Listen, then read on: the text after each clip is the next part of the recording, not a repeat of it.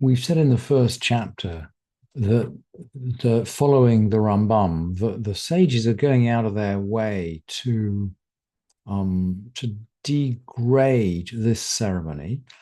And in the second chapter, we're going to start to go through the ceremony step by step, just following the verses in which the ceremony is described in the Torah, in other words, in the Parsha of Naso. And we'll see that this theme, we'll see the same theme continues. Let's just begin by having a look at the pasuk in Naso, and then we can go back and compare the Mishnah. The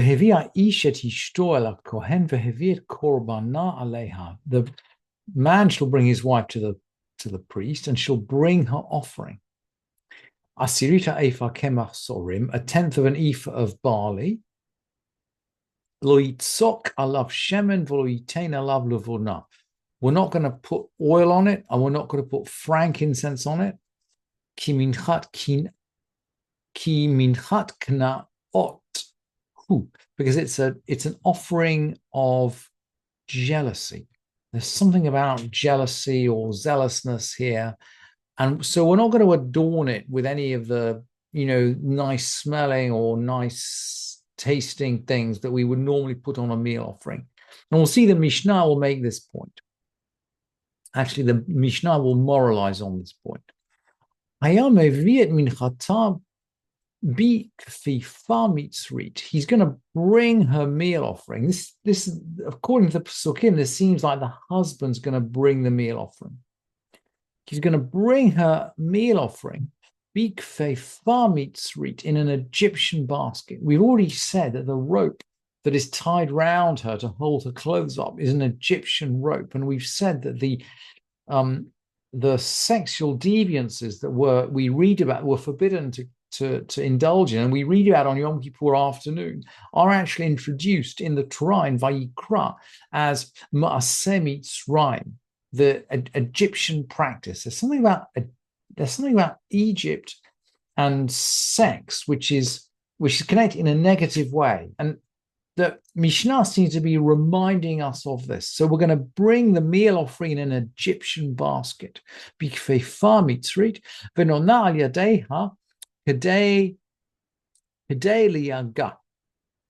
to place it on her hand, and the Mishnah says in order to weary her. So we're still hoping that this ceremony is going to persuade her to confess. She will be divorced without a ketubah if she confesses, but we won't have to. We're not going to dissolve the name of God in the bitter water, and of course, she won't go through the life-threatening test of the bitter water. Now we're going to observe that all meal offerings, they begin and they end in klei sharet, in ministering vessels, in vessels from the Beit Mikdash. But this one begins in an Egyptian basket. It's some kind of reed basket. It's a low-grade basket. It's a very simple basket. But it ends up in a ministering vessel because we can't bring anything to the altar in an Egyptian basket. But it starts off as a low-grade offering. And the Mishnah continues, all meal offerings require oil and frankincense. We can't bring a meal offering without this little bit of perfume and oil into it, mixed into it. But this one doesn't require either oil or frankincense. So it's another kind of low-grade offering. And by the way, this seems to be a supposition of the Mishnah, because if we look at the verses, for a regular sin offering, we have someone who can't even afford 2 doves or 2 pigeons. And so what does he do? He brings his offering for that which he has sinned. tenth part of an ephah of fine flour. So, okay, not quite the same as, it's not the barley flour we're going to use. Lo yasim aleha shemen velo yitain aleha levona. He shall put no oil on it, neither shall he put any frankincense on it. He chatat he, because it's a sin offering. So we seem to have a halacha that an ordinary person who's poor, whose means are limited, can bring a sin offering without oil and without frankincense. But the Mishnah seems to not agree. You know, the Mishnah says, Kol ha-menachot to not shemen ulevona. All meal offerings require oil and frankincense. And this one is special because it's associated with the Sotah. Then the Mishnah continues, Kol ha-menachot. It's a sequence of items, a sequence of features that distinguish this offering. Kol ha-menachot. All these features begin Kol ha-menachot. Kol ha-menachot ba'ot min hachitin. All other meal offerings come from wheat, but this only comes from barley. Barley is an inferior kind of grain. It doesn't make great flour, and it doesn't make great bread. That's one reason, by the way. You know, we're coming up to Pesach, and it's appropriate to mention this. We're going to make our matzot out of wheat. Because at Pesach, we behave like we're rich people. Wheat is a rich person's flour. Barley is a poor person's flour. So the offering of the Sotah comes in barley. This only comes from barley. Now, actually, the Mishnah is going to admit now there are other offerings of barley. Minchas Omer. There's the Omer offering, which is barley. So the Omer offering, Minchas Omer afal pishahu ba'amin asorim. The offering of the Omer, even though it does come from barley. Vehi haita ba'a geres, but this was sifted carefully. Vezo haita ba'a kemach, but this just comes from ordinary unsifted flour.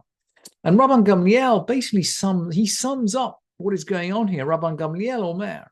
Rabban Gamliel says, just as her actions were the actions of an animal can't control its desires, kach korbana ma'achal behema. So her offering was of animal feed. And again, if we got any doubt as to whether the rabbis have any doubt as to whether this woman is guilty or innocent, even before she begins the test, we can see very clearly already from Rabban Gamliel what the rabbis think of her.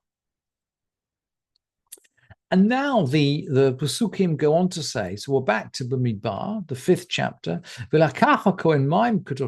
priest shall take holy water, bichle charas, in an earthen vessel, and then the priest takes the dust that's on the floor of the Mishkan and he puts it into or onto the water. And the Mishnah is just going to reflect this procedure. Hayamevi fiali shel cheres charasha. He takes a new filai. A filai is a Greek word, which means a bowl. Lots of Greek words, actually, in Mishnah. He took this Greek word for bowl from new earthenware. And he puts half a log of water into it from the laver. That's about 250 mil. It would be a couple of cups, actually, in American measurements. Rabbi Yehuda Omer Revit. Rabbi Yehuda says a quarter. That's just about it's just a cup. Shem shehu mema'et bichtav kachu mema'et b'mayim. Now, Rabbi Yehuda, just as he reduces the amount of writing, we'll see in the following Mishnah that Rabbi Yehuda writes on the scroll just a very, very few words. And so he reduces the writing, he reduces the quantity of water. So he enters the chamber. This is the tabernacle. Sorry, this is the temple now, the temple chamber. He enters the chamber and he turns to his right. Umakom hayasham amar al amar v'tavla shel shaish v'tabait hayta kvuava. So it seems there was a place that was prepared there. There's a place there that was 1 amah square, 1 cubit square. That's about 18 inches square. And there was a gold ring. Sorry, there was a ring there, not a gold ring. There was a ring there which was attached to this marble square.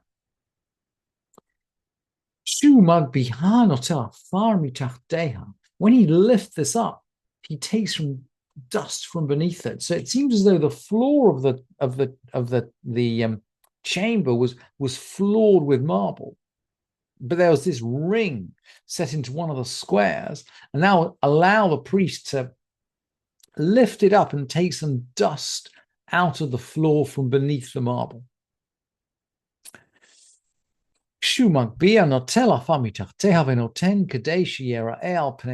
And he put in some, he'd take this dust and he put it so it could be seen.